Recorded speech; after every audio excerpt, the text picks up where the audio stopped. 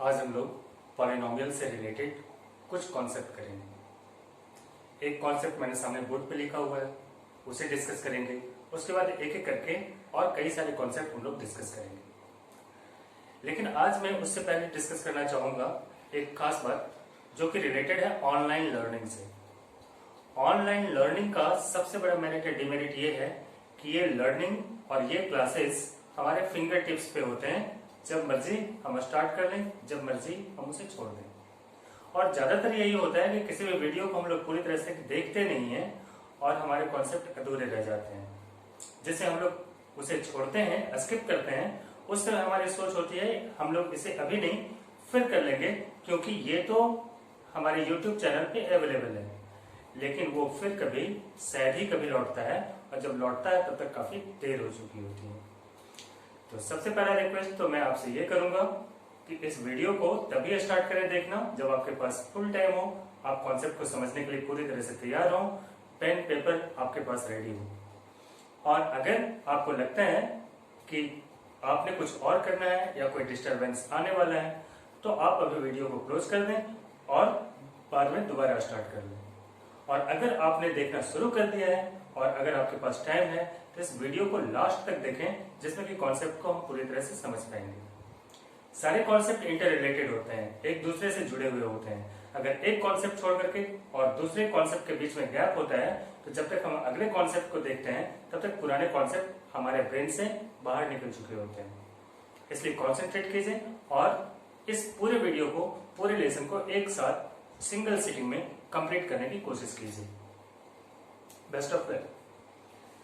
हम लोग करेंगे आज पॉलिनोमियल से जुड़े हुए एक टॉपिक को, डिवीजन एल्गोरिथम ऑफ पॉलिनोमियल्स।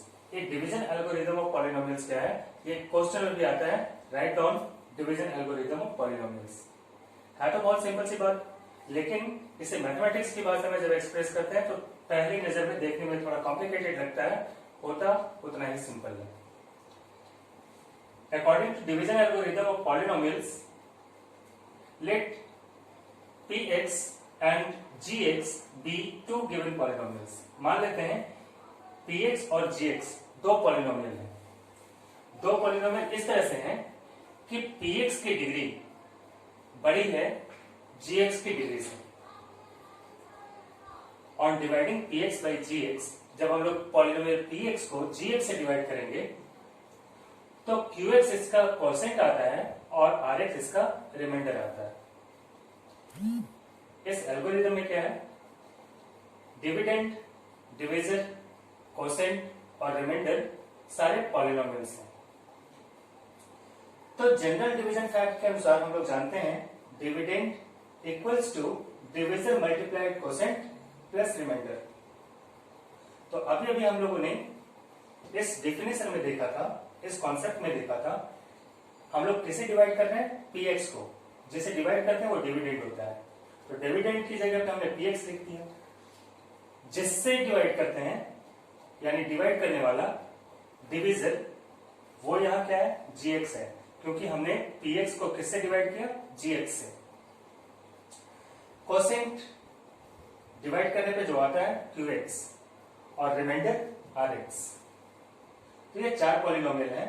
अगर उनको हम इस डिवीजन फैक्ट के अनुसार अरेंज करें तो dividend that is px equals to gx multiplied qx plus remainder rx। जो हमारे बेसिक डिवीजन फैक्ट है उसी के अनुसार सारे पॉलिनोमियल्स को अरेंज कर देने पे हमें हमारा डिवीजन एल्गोरिथम का पॉलिनोमियल का डिवीजन एल्गोरिथम मिल जाता है। इसमें एक कंडीशन होता है, कंडीशन ये होता है कि ये rx का वैल्यू या तो 0 होगा या फिर rx की डिग्री दैट इज रिमाइंडर की degree gx that is divisor की डिग्री से छोटी होगी, कम होगी। दैट मीन्स अगर gx का डिग्री 1 है तो rx का डिग्री 0 होगा।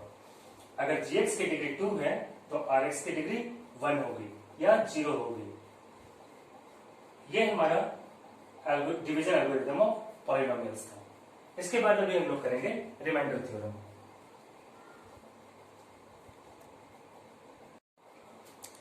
अब हम लोग करेंगे रिमाइंडर थ्योरम। रिमाइंडर थ्योरम का स्टेटमेंट कहता है let p x be a polynomial, p x एक पॉलिनोमियल है और उसकी डिग्री कितनी है, 1 है या 1 से ज्यादा है। Let alpha be a real number, और अल्फा क्या है, एक रियल नंबर है। If polynomial p x is divided by x minus alpha, polynomial p x को डिवाइड कर रहे हैं, तो पी एक्स क्या है, डिविडेंड है। डिवाइड किससे कर रहे हैं, एक्स माइनस अल्फा से, तो डिवीजन क्या हुआ, x minus alpha. If polynomial p x is divided by x minus alpha, then the remainder, तो जो रिमाइंडर होगा, अगर px को x माइनस अल्फा से डिवाइड करेंगे तो जो रिमाइंडर होगा उसका वैल्यू p अल्फा के बराबर होगा। p अल्फा निकालने के लिए हमें सबसे पहले निकालना पड़ेगा अल्फा का वैल्यू, और अल्फा का वैल्यू कैसे निकालेंगे, अल्फा का वैल्यू निकलेगा यहां से gx equal to x minus alpha. Alpha का वैल्यू निकालने के लिए या अल्फा क्या है ये जानने के लिए हमें gx को जीरो करना पड़ेगा, that means zero of polynomial gx निकालना होगा। यहां हम लोग लिखेंगे for gx equal to zero, हमें निकालना है जीरो ऑफ पॉलिनोमियल gx। तो for gx equal to zero, gx zero हो गया, that means x minus alpha का वैल्यू कितना हो गया, जीरो हो गया। x इक्वल टू क्या है, अल्फा है। एक्चुअली अल्फा का वैल्यू क्या है हमें ये नहीं निकालना, हमें ये निकालना अल्फा है क्या। तो अल्फा क्या है, alpha is value of x, alpha is zero of x in polynomial gx। gx में जो x का वैल्यू होगा वही अल्फा है, पॉलिनोमियल gx में जो x का वैल्यू होगा वही अल्फा है। और इसका वैल्यू निकालने के लिए हम लोग क्या करेंगे, हम लोग पॉलिनोमियल gx को जीरो के बराबर कर देंगे। जब पॉलिनोमियल gx को जीरो के बराबर करेंगे तो x इक्वल टू अल्फा आएगा, दैट मीन्स इस पॉलिनोमियल में जो x का वैल्यू है। फिर p अल्फा कैसे निकालेंगे, p अल्फा निकालने का मतलब है value of polynomial px at alpha, value of polynomial px at alpha. ये लिखने की जरूरत नहीं है, इसे हम लोग सिंपली कैसे डिनोट करते हैं, p अल्फा से। Value of polynomial px at x equal to alpha, इसे हम लोग डिनोट कैसे करेंगे, p अल्फा से। तो इस पॉलिनोमियल में जहां कहीं भी x है वहां पे अल्फा का वैल्यू रख करके और हम लोग p अल्फा का वैल्यू निकालेंगे। p अल्फा का जो वैल्यू आएगा, p alpha equals to any value, जो भी वैल्यू आएगा वही हमारा रिमाइंडर होगा। यहाँ px दिया हुआ नहीं है, अभी मैं एक एग्जांपल आपके सामने रखूंगा, उसमें px का वैल्यू दिया हुआ रहेगा, उसमें gx का भी वैल्यू दिया हुआ रहेगा, और तब हम उसे कैलकुलेट करके देखेंगे ये एक्चुअली होता क्या है। इसे एक बार फिर से समझते हैं, एक पॉलिनोमियल है px, उसे हम डिवाइड करते हैं एक दूसरे पॉलिनोमियल से, और दूसरा पॉलिनोमियल है x माइनस अल्फा। मान लेते हैं px को डिवाइड कर रहे हैं तो वो क्या है, px डिविडेंड है, और डिवीजन x माइनस अल्फा है, उसे मान लेते हैं gx है। जब हम लोग px को gx से डिवाइड करेंगे तो हमारा रिमाइंडर कितना आएगा, वही आएगा जो p अल्फा का वैल्यू होगा।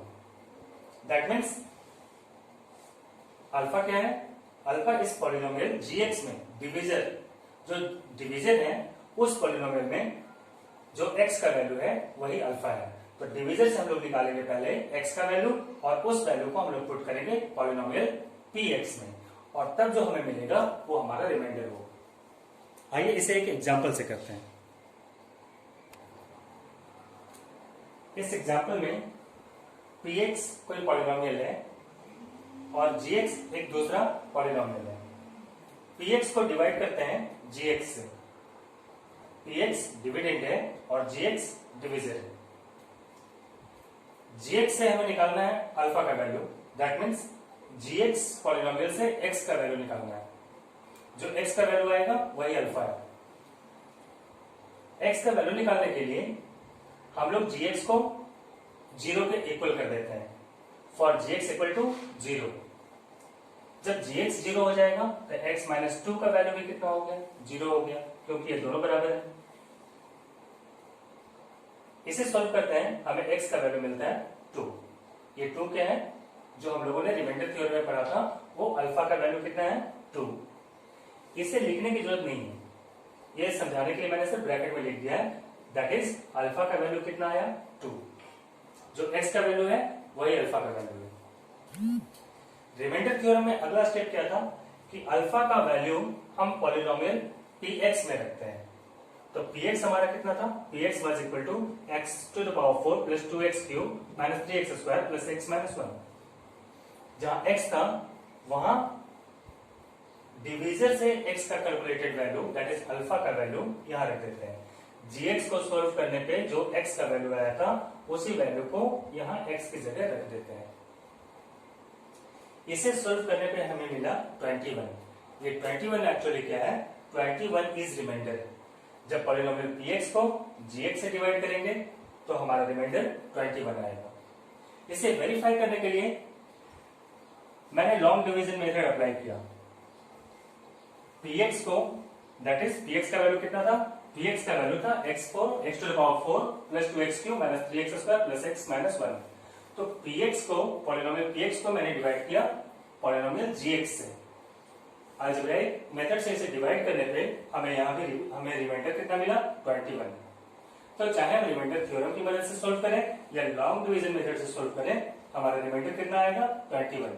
That means remainder theorem is perfectly working. Remainder theorem के माध्यम से हम लोग डिवीजर से x का वैल्यू निकाल के और px में पुट करते हैं और जो हमें आता है वो हमारा रिमाइंडर होता है। इस खास पॉइंट को याद रखेंगे, रिमाइंडर कैसे कैलकुलेट करते हैं, डिवीजर से x का वैल्यू निकाल के उसे पॉलिनोमियल px में पुट करते हैं और उसे कैलकुलेट करने पे जो हमारा वैल्यू आता है वही रिमाइंडर होगा, चाहे हम उसे रिमाइंडर थ्योरम के अनुसार डिवाइड करें या फिर लॉन्ग डिवीजन मेथड से डिवाइड करें।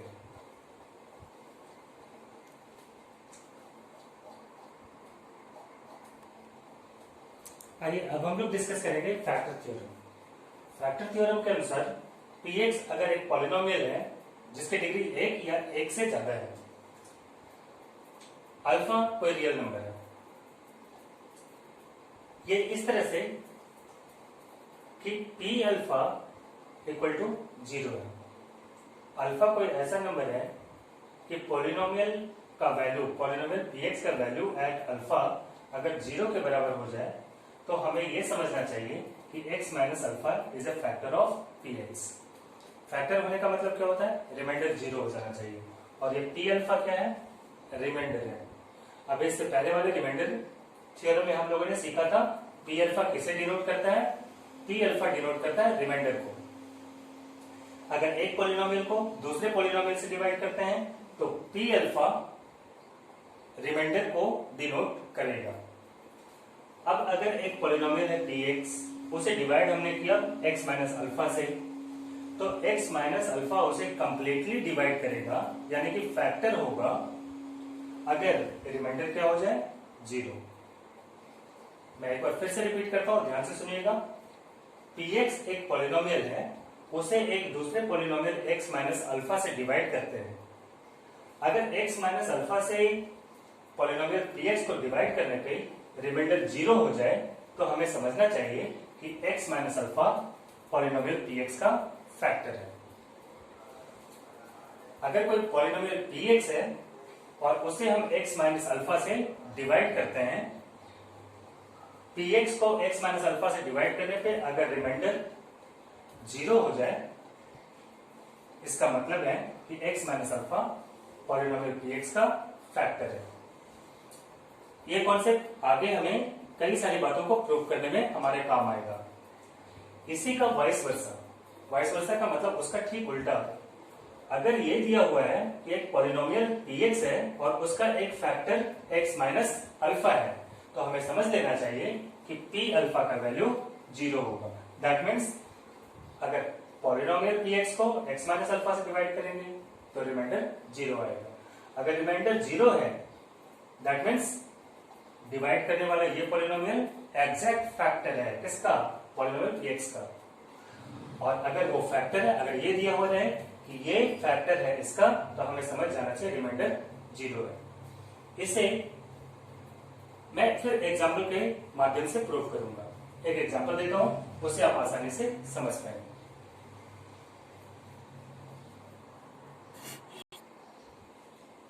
आइए हम लोग एक एग्जाम्पल करते हैं। इस एग्जाम्पल की मदद से हम लोग फैक्टर थ्योरम को समझने की कोशिश करते हैं। दो पॉलिनोमियल हैं, एक है px which equals to x to the power 4 minus x square minus 12। एक दूसरा पॉलिनोमियल है gx which equals to x plus 2।